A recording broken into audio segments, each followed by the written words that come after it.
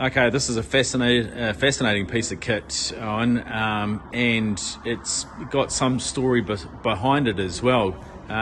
Tell me about this. So this is off F111. So this is an escape module. So if they have to eject, this whole module comes off the aeroplane and it's got a solid state rocket in behind it, blows it both up and away from the aircraft, and the aircraft then just dives down to the ground. But it has a huge big parachute that pops out and parachutes the people down safely. It's still a fairly traumatic exercise, I would think, if you were in there. But if it happens to land in water, the yoke that you fly it with operates a bilge pump as well, that'll keep any water that might get in there, you can keep it dry. So yeah, it's quite amazing, super quick.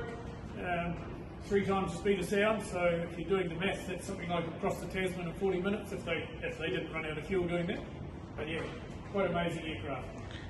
And I have a bit of an affinity to this because my daughter flew these, or was involved with flying of these in Australian Air Force for a while. Wow. So, and it's all about speed. Behind it, yep. You see there's an ejector seat. But if you eject it out in something like that, at those sort of speeds, you'd just be blown to bits, basically. That's right. So these also have a thing called terrain following radars. So it's a bit like your modern cars, where they will sit in behind another car and follow along at the exact speed automatically. These, they can dial up whatever height they want to stay above the ground, and they'll fly at speed of sound and just stay 100 feet off the ground. And if you come to a hill, they'll just go up and over the hill and down again. Wow. Yeah, scary stuff until you get used to it, I would have thought.